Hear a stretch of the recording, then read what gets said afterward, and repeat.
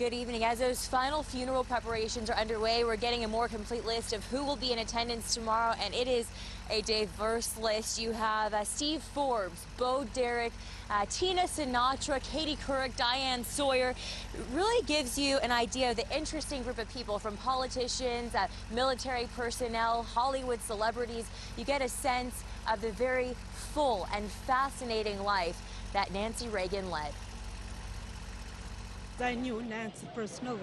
You never know who you'll meet amongst the thousands who have lined up to bid farewell to an American icon. I worked in Neiman Marcus as a seamstress, and I had the pleasure of fitting her. She was always very sweet, never talked down to you, and always had a smile for you. The demand to see Nancy Reagan is so great, the Ronald Reagan Presidential Library quadrupled their efforts. We really didn't know what to expect. We started with 4 50-passenger buses, and as the day went on and the crowds got bigger, we went up to 10 buses and then to 15 buses. It inspired a lot of people, including my daughter, Angel, who she absolutely loves the First Ladies. She's just a good woman, and I admire her strength. It's a part of history. We're now learning much more about tomorrow's funeral as Mrs. Reagan is laid to rest an inch away from her beloved husband. And the ceremony is actually beginning with Battle Hymn of the Republic, which was President Reagan's favorite song, and Mrs. Reagan requested that that be the first song.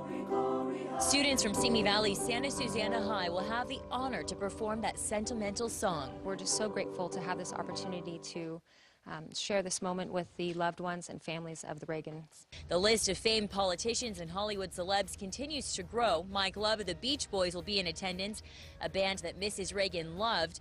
Also Tom Selleck and Caroline Kennedy. That means there is a representative from every living First family.